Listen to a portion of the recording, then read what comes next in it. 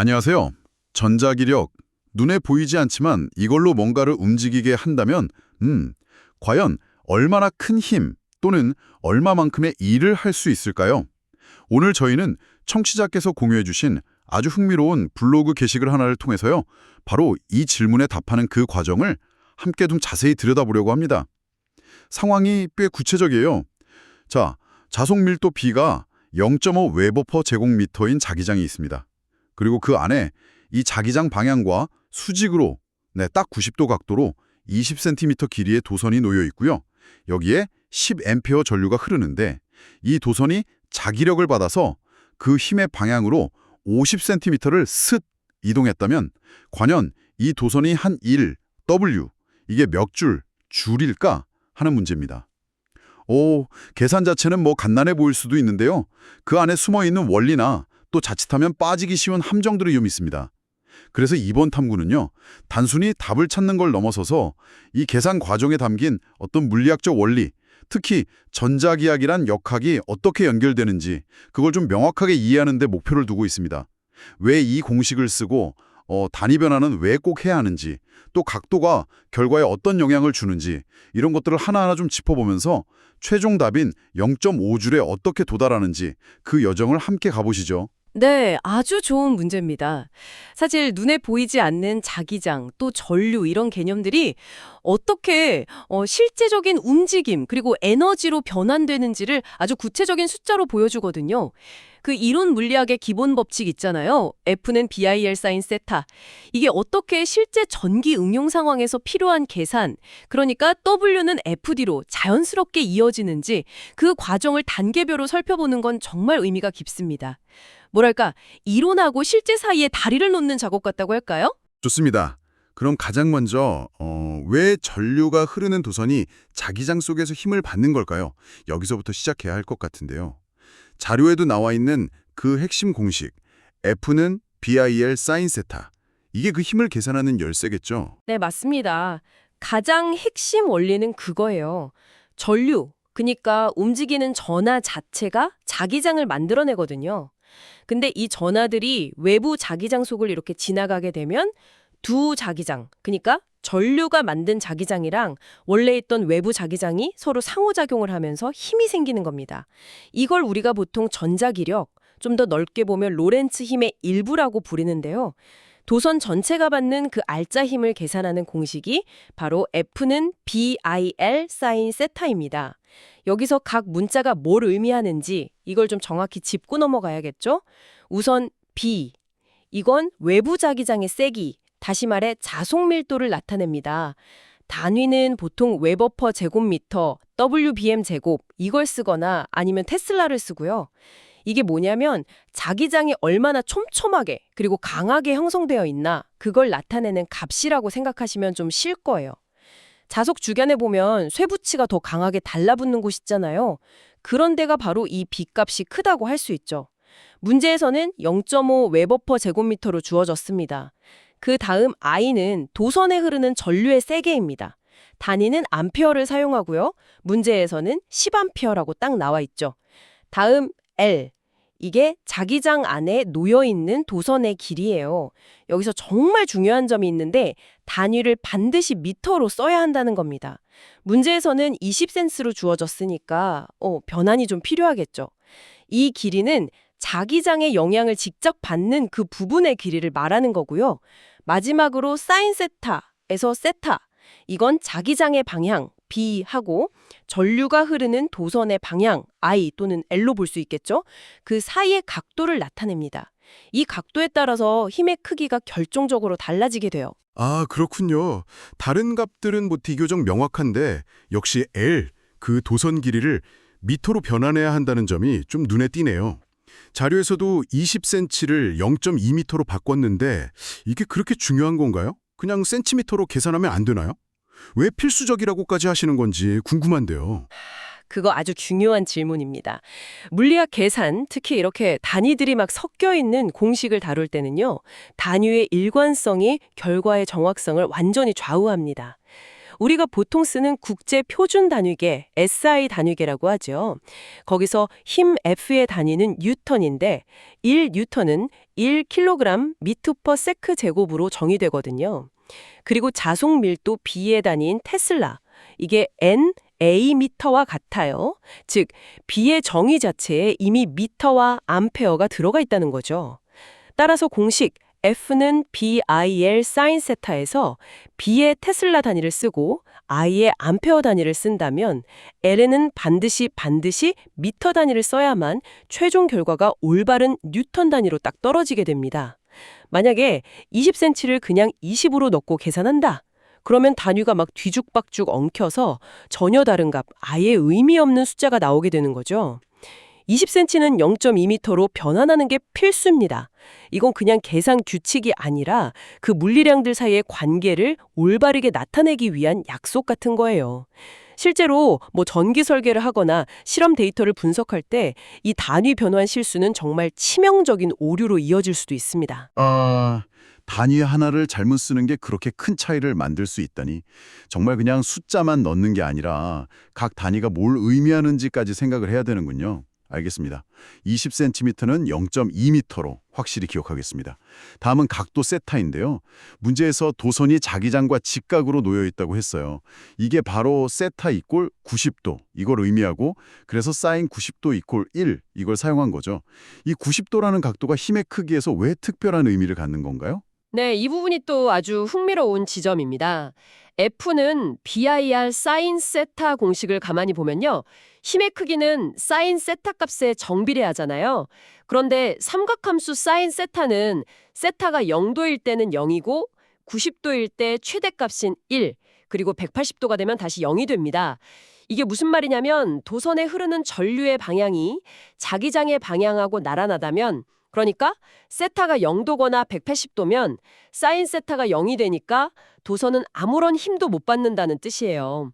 반대로 전류 방향이 자기장 방향과 정확히 수직일 때, 즉 직각, 세타는 90도일 때 사인 세타 값이 1로 취대가 되니까 도선은 가장 큰 힘을 받게 된다는 거죠. 문제에서 직각 조건을 준 거는 계산을 가장 간단하게 만들어주는 동시에 주어진 전류와 자기장에서 얻을 수 있는 최대의 힘을 고려하는 상황을 일부러 설정한 겁니다. 우리가 전기 모터 같은 걸 설계한다고 생각해 보세요. 똑같은 전류를 흘려도 이왕이면 가장 큰 힘을 얻어내야 효율이 좋을 거 아니에요. 그렇죠. 그래서 코일, 그러니까 도선하고 자기장의 각도를 가능하면 90도에 가깝게 유지하려고 설계를 하는 겁니다. 아하, 최대 효율을 내기 위한 각도였군요. 이제 이해가 되네요. 자, 그럼 이제 필요한 모든 조각들이 다 맞춰진 것 같습니다. 힘 F를 계산해 볼 시간인데요. F 이퀄 B 곱하기 I 곱하기 L 곱하기 사인 세타 공식에 우리가 확인한 값들을 한번 넣어보죠. B는 0.5 웨버 퍼 제곱미터, I는 10 암페어, L은 아까 바꾼 0.2미터, 그리고 세타는 90도니까 사인 90도는 1. 그럼 F 이퀄 0.5 곱하기 10 곱하기 0.2 곱하기 1이군요. 계산하면 0.5 곱하기 10은 5고 5 곱하기 0.2는 1. 딱 1이 나오네요. 단위는 당연히 뉴턴이 맞겠죠? 네, 정확히 1뉴턴입니다. 계산 깔끔하게 잘 하시네요. 즉, 이 조건하에서 도선이 자기장으로부터 받는 힘의 크기는 1뉴턴이라는 겁니다. 이게 어느 정도 힘인지 감을 좀 잡으시려면 중간 크기 사과 하나를 손에 이렇게 들었을 때 지구가 사과를 당기는 힘, 그 무게가 대략 1뉴턴 정도라고 생각하시면 좀 도움이 될 거예요.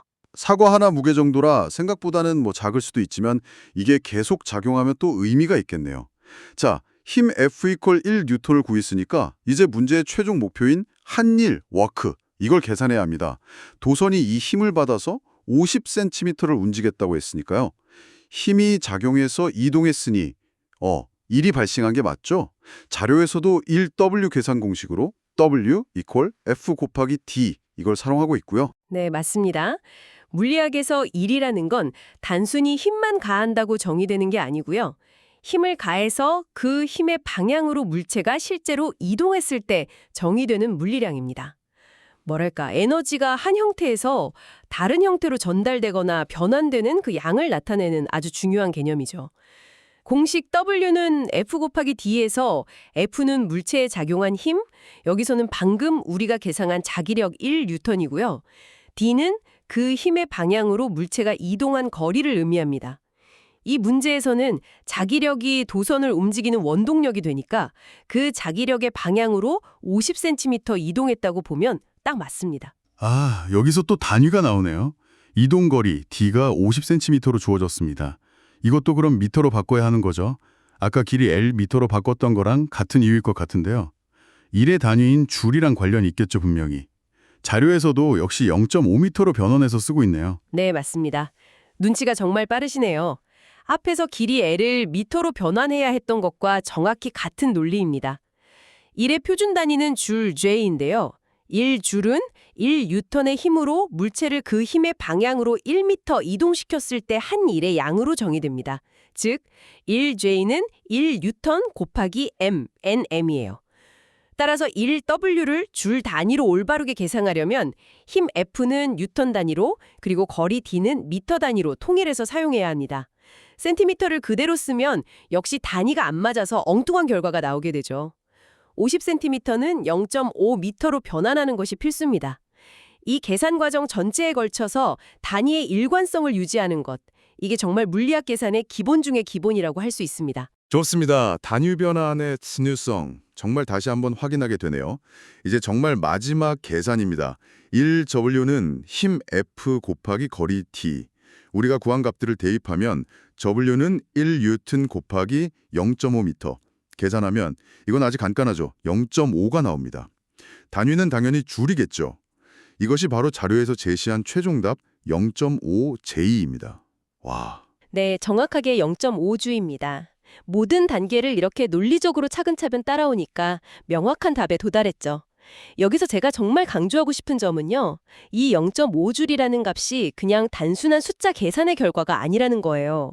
이건 그 눈에 보이지 않는 자기장, 그리고 도선을 흐르는 전류라는 순수하게 전자기적인 현상이 F는 BIL 사인 세타라는 물리 법칙을 통해서 역학적인 힘, 즉 1N으로 변환되고 그 힘이 실제로 물체를 움직여서 0.5m, 에너지 0.5주를 전달하는, 다시 말해 일을 하는 그 과정을 정량적으로 보여주는 증거라는 겁니다.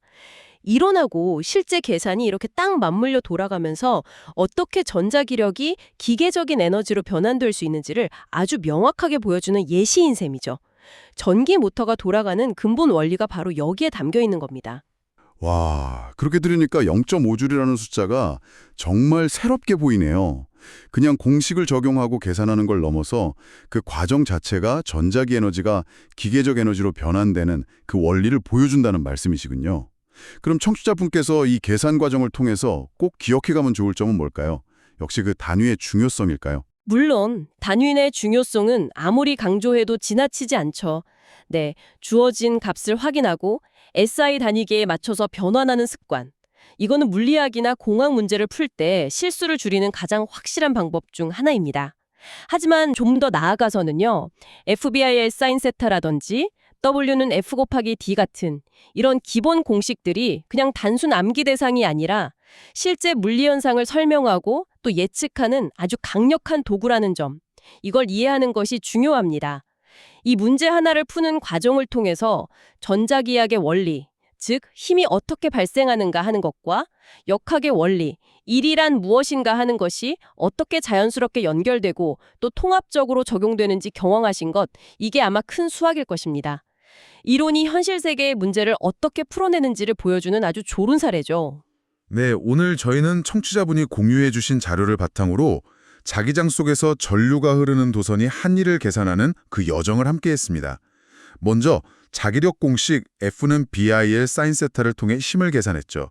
이때 자속 밀도 B 0.5 웨버미터 제곱, 전류 I는 10A, 그리고 특히 도선 길이 L는 20cm를 0.2m로 변환하는 것, 그리고 각도 세타 90도여서 사인 90도는 1이라는 걸 확인해서 힘 F는 1N을 구했습니다. 다음으로 1의 공식 W는 FD를 적용하면서 이동거리 D 60cm 역시 0.5m로 변환하는 것 잊지 않았고요. 그래서 최종적으로 W는 1N 곱하기 0.5m는 0.5줄이라는 답을 얻었습니다. 여기서 한 걸음 더 나아가서 생각해 볼 만한 아주 흥미로운 질문이 있습니다. 만약에요, 이 도선이 자기장에 대해서 90도가 아니라 예를 들어서 한 30도나 60도 각도로 비스듬히 놓여 있었다면 어떻게 될까요? 당연히 사인 세타 값이 1보다 작아지겠죠. 그러니까 작용하는 힘 F 자체가 줄어들 것이고 그 결과로 한일 W도 당연히 0.5J보다는 작아질 겁니다. 똑같은 전류랑 자기장이라도 각도에 따라서 효율이 달라지는 거죠. 더 복잡하게는 만약 자기장 B가 균일하지 않고 위치에 따라 막 변한다면 어떨까요? 그때는 단순히 B값을 곱하는 게 아니라 도선 전체 길이에 걸쳐서 변하는 힘을 다 더해야 하니까 아마 적분 같은 좀 더 고등수학적인 도구가 필요해질 수도 있습니다. 오늘 다룬 내용은 바로 이런 더 심층적인 탐구를 위한 아주 좋은 발판이 될 수 있습니다. 아, 각도가 달라지면 힘이랑 일이 줄어든다는 것, 그리고 자기장이 균일하지 않으면 계산이 훨씬 복잡해진다는 점. 와, 정말 흥미로운 확장이네요. 청취자분들도 오늘 내용을 바탕으로 만약 뭐라면 어땠을까 하는 질문을 한번 던져보시면 더욱 깊이 있는 이해에 도달하실 수 있을 것 같습니다. 오늘 이 심층 분석의 계기가 된 귀한 자료를 공유해 주신 청취자분께 다시 한번 감사드립니다. 저희는 다음 시간에 또 다른 흥미로운 주제로 찾아뵙겠습니다.